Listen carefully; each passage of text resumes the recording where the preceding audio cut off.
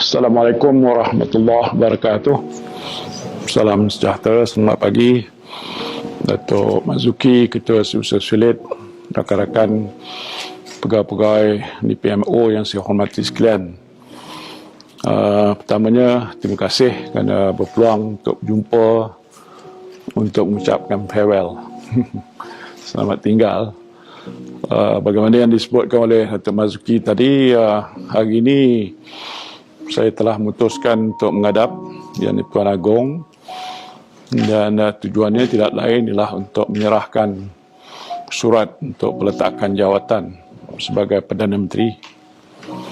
Apapun saya nanti waktu menghadap mungkin ada masa sebelum itu, sebelum menyerahkan, untuk menyampaikan satu dua perkara pandangan saya lah. Kerana kedudukan saya sebagai Perdana Menteri tak boleh dapat terus kekal, kerana mengikut perlembagaan Malaysia, sekiranya saya rasa saya tak dapat sokongan majoriti ahli Parlimen, maka saya sebagai Perdana Menteri hendaklah meletakkan jawatan. So, itu apa yang telah pun dijelaskan, dan saya sebagaimana biasa seorang manusia yang sentiasa ikut aturan-peraturan, tunduk kepada apa-apa yang ada dalam perlembagaan. Kerana bila mana saya mengangkat sumpah sebagai Perdana Menteri, saya telah berjanji bahawa saya akan menjunjung perlembagaan negara, institusi raja dan sebagainya di bawah sistem demokrasi berparlimen kita. Itu adalah satu perkara yang tak boleh saya ingkari. Walaupun di luar sana, rayuan, saya tak pernah terima message yang tak tahulah, tak boleh saya layan ataupun nak jawab terima kasih pun tak boleh, kerana mohon supaya saya terus kekal untuk menjalankan tugas. Kerana apa yang telah mereka lihat mungkin dalam setahun ke lebih, 17 bulan lebih kurang, mungkin mereka agak faham bahawa tugas dan tanggungjawab yang saya terpaksa pikul agak luar biasa in most difficult of times, in unprecedented times. Namun kerana itu adalah satu amanah, kita cuba buat apa yang saya fikir terbaik untuk negara. Saya tidak nak orang kata mencerita panjang, tapi dalam tempoh sependek itu, dan saya mungkin adalah Perdana Menteri yang paling pendek memegang jawatan, saya kira saya telah buat apa yang saya fikir diperlukan untuk menyelamatkan nyawa rakyat jelata, menentukan mereka ada makanan di atas meja, dan nyawa mereka selamat. These are very, very key, important aspects of life of a nation. And I think mungkin kerana Allah mengangkat saya di darjat ini untuk tujuan itu agaknya. Now, Alhamdulillah, di penghujung journey yang saya hadapi pada hari ini, kita dah lihat usaha yang saudara-saudara telah buat bersama saya di PMO, dan apalagi seluruh penjawat awam yang ada di semua peringkat di negara kita. I think we have come to some success. Vaksinasi luar biasa. Dah diunjurkan pada Oktober, hampir sampai ke herd immunity. Kuala Lumpur semalam saya dengar pun dah mencecah tahap full herd immunity, lebih 80% dewasa telah disuntik. Jadi ini satu pencapaian yang agak luar biasa. Some countries are still struggling to get vaccine. We have got more than enough. Itu strategi saya. Pada waktu mana mula-mula kita nak mencari vaksin belum ada, rupa-rupa dah ditemui, maka saya telah buat satu keputusan luar biasa untuk membuat pesanan beli vaksin menerusi COVAX facility. Ini satu badan yang terbentuk untuk membantu negara-negara miskin. Jadi walaupun kita bukan negara miskin, dia menawarkan kita, jadi kita beli vaksin. Di waktu itu tak ada tahu harga pun. Saya buat keputusan arah pada Menteri Mosi KJ, buy. So I think we did the right thing. Dan lepas tu, apa saja yang ada, beli. Negara lain kadang-kadang lupa nak beli. Kita tahu ada negara lebih maju daripada kita, terlupa nak beli. Ataupun dia fikir dia terselamat. Dan bila dia menghadapi masalah bencana, pandemik, mereka terkial-kial mendapatkan vaksin. Alhamdulillah. Itu cara saya bekerja. Memang tak banyak cakap. Muka pun tak handsome macam tuan-tuan. Kalau di sini saya yang paling tua dah, 74 dan masuk 75. Tapi masih boleh tegak berdiri lah. Sebab itu, bila dah sampai sekarang ni lah, kerana nampaknya di luar sana ada pihak yang agak gila kuasa. Dalam keadaan orang susah. Tak pernah saya lihat manusia di Malaysia ni susah sebegitu rupa.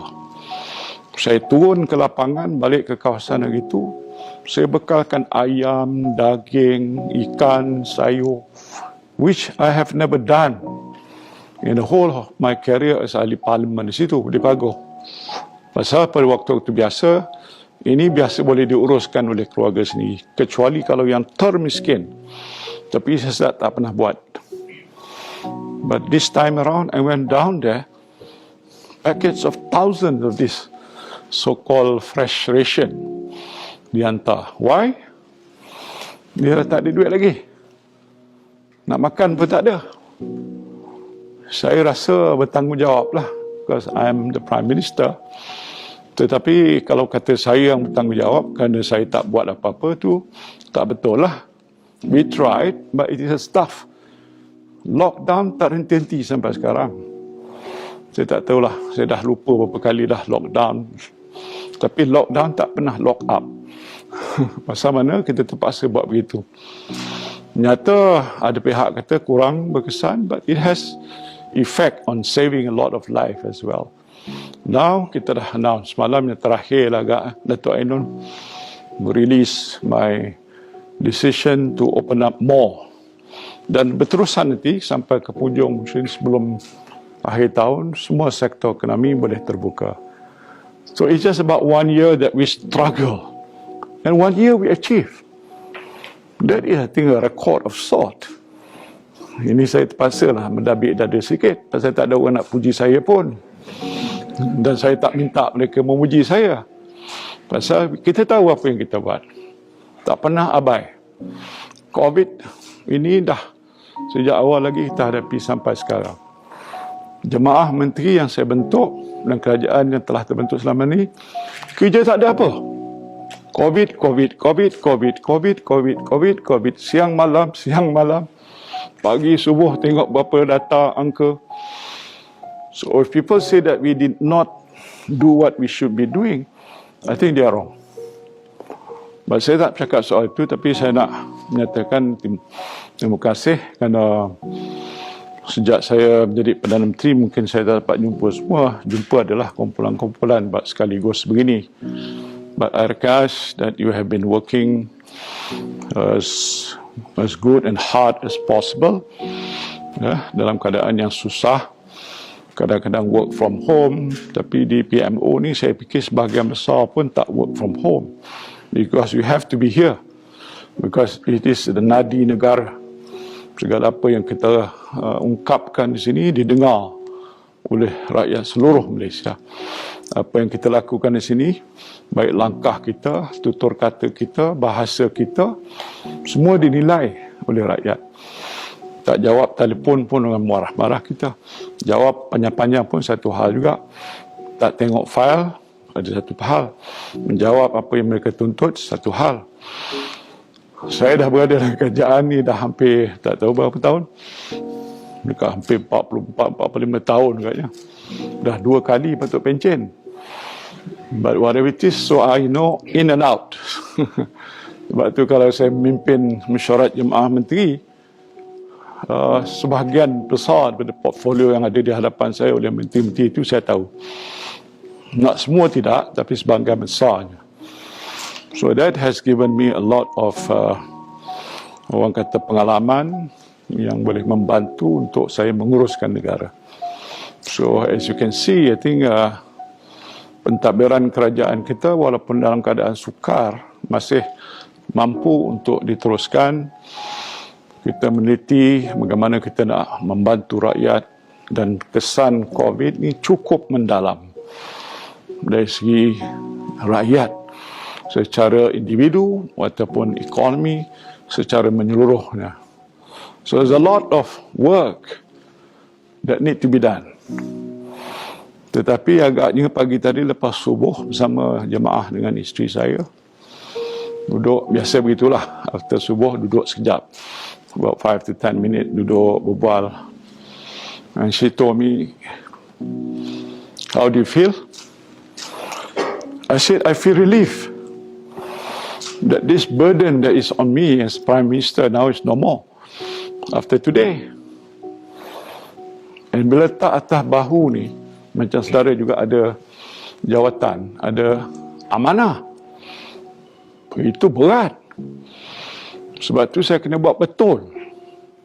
Betul pasal bukan saya rasa betul, tapi Allah kata ini yang betul. That's key. You don't do what if you think is right. You do what is right. So there's a difference there. You must think this is right, but Allah kata itu tak betul. Saya berpandu pada itu. Soal rasuah tak boleh. Bukan pasal tak boleh kerana tak boleh. Sebab hukumnya haram. Orang mencuri duit, itu hukumnya salah. Rompak, itu juga tak boleh. Sebab tu saya tegak berdiri istiqamah atas dasar prinsip undang-undang dan hukum. Mungkin luar biasa lah. Bukanlah saya kata saya begitu, orang lain pun ada juga buat begitu. Tapi ramai juga yang lupa. Sebab tu saya sanggup bercakap, berkata apa yang benar. Ya. Walaupun pahit. Qulil haqqa walau kana murra. Kata yang benar walaupun itu pahit. So this is a prinsip yang saya ada. Saya tak tahulah saudara nak ikut ke tidak. Sebagai pengata akhir ni, itulah nasihat saya. That we ini perjalanan kita ni laluan je atas siratan mustaqim. Nak sampai ke mana? Ke sana tu, Jannatun Naim. Jadi pertimbangan kita ni bukan duniawi. Sebab itu bagi saya, hilang jawatan Perdana Menteri itu duniawi. Saya tak boleh bawa ke mana pun.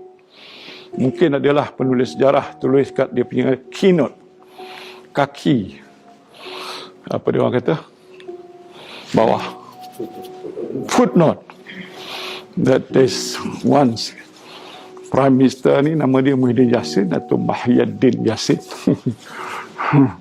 menjadi Perdana Menteri ke-8. Inilah yang dia buat. Mungkin dia punya para, dia punya buku apa, dia punya bab tu mungkin kecil je pasal saya tak lama kan. But I think I should be proud that we have tried. So it's question of principle. I must tell you, important. Do what Allah says right. Don't do what Allah says not right. Fight against evil. Ya, itu pokoknya.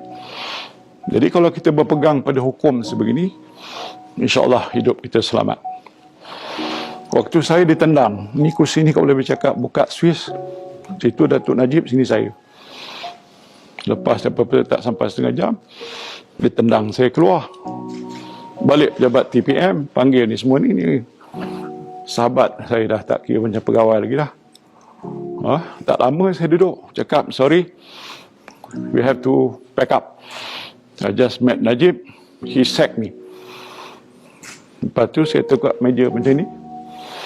Mungkin pegawai pun cerita, Tan Sri tak ambil lama masa, ada orang tunggu sampai 1 hari nak clearkan pejabat. Saya ambil 1 buku. novel yang dibagi oleh kawan, mana siapa nama kawan tu. And I have nothing secret in my table or in my laci. Ada surat-surat rahsia apa, tak ada. Because I don't think I need to do that. Maksud saya tadi, clear cepat, habis. So, because we know we did not do anything wrong. So, here again today, tak tahulah sejarah macam itu. Burang balik, saya datang balik ke pejabat ni. Jadi, that is what his kehidupan is all about. What goes up, maybe must come down, but what goes down now, insyaAllah I'll come back.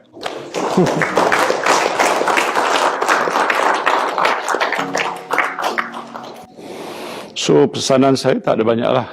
Just do what you think is best. Saya tahu saya pernah jadi penolong pegawai daerah pun. Jadi tanggungjawab kita di zaman susah ni amat besar dan paling sukar. But trust me, you can do it. I have great respect and confidence in all civil servants because I was there before. Short 3 years, lepas tu saya resign, masuk swasta. Tak fikir nak jadi Perdana Menteri pun satu hari. Allahu Akbar. Jadi sebab tu, do what you think is best. Kalau ada kesilapan kerana saya tak berpeluang untuk berjumpa selalu, saya fikir kumpulan-kumpulan kita jumpa setiap-tiap kerja yang saya lakukan, saya appreciate. And to a certain extent, or large extent, people know that the PMO is one of the prestigious departments in the country, with the Prime Minister as heads of department, and doing what we believe we need to do for the sake of the nation. Every single thing that we decide has a lot of implication, not to just you or to just here, Putrajaya, but the whole country. So if you bear that in mind, then you can imagine this big task that you have ahead is very, very important to make sure that our mission will succeed. Jadi sebab itulah saya nak menyatakan rasa terima kasih. Minta maaf kalau banyak kekurangan waktu saya berada di sini dan mungkin ada kesilapan, kesalahan apa-apa, saya mohon maaf pada saudara sekalian. So terima kasih. I have to say goodbye after this. Thank you. Assalamualaikum.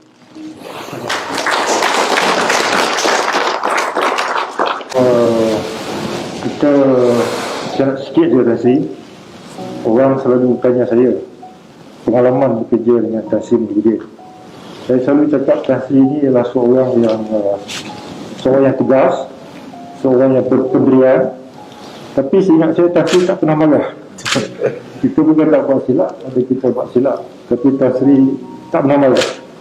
Tapi bila saya rasa kalau Tansi marah tu kita kena figure out. Whether Tansi is happy or not happy. But you get things done. Whatever you want people to do, people do it. And to me this is the characteristic of a charismatic leader. People do what you want them to do because people respect you. You earn their respect, and that's why you lead them, Tansi. So saya nak bagi pesan kepada sahabat saya ini, nantinya akan balik ke jabatan masing-masing, ikut jadi ketua di jabatan masing-masing. You have to emulate Tansi Muhyiddin's leadership. You have to be proud that you have the opportunity to serve this great man.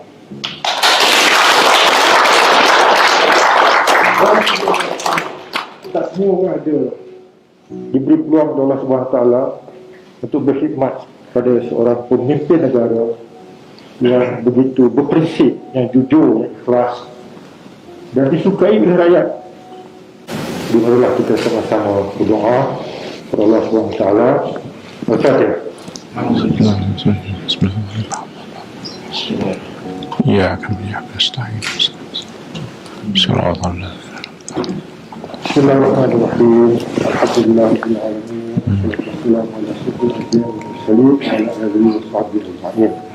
Ya Allah, ya Rahman, ya Tuhan kami, Engkau berikanlah kekuatan, ketabahan, kecekalan kepada pemimpin yang kami hormati, Yang Muhammad dan Sri Muhyiddin Yassin, untuk memimpin kami dalam zaman yang sukar. Ya Allah, Ya Rahman, Ya Rahim, pemimpin kami ini telah melaksanakan tugas dan tanggungjawabnya dengan penuh amanah, penuh berintegriti dan penuh bertanggungjawab. Maka Ya Allah, Ya Rahman, Ya Rahim, Engkau berikanlah peluang kepada kami untuk terus menikmati rahmat-Mu Ya Allah, untuk kami terus dipimpin oleh pemimpin kami yang amat kami hormati ini. Ya Allah, Ya Rahman, Ya Rahim, kami memohon kepadamu Ya Allah, Engkau berikanlah rahmat kebijaksanaan pada Kebawah Duli Yang Maha Mulia Seri Paduka Baginda Yang di-Pertuan Agong untuk membuat satu keputusan tepat bagi kebajikan rakyat dan negara kami.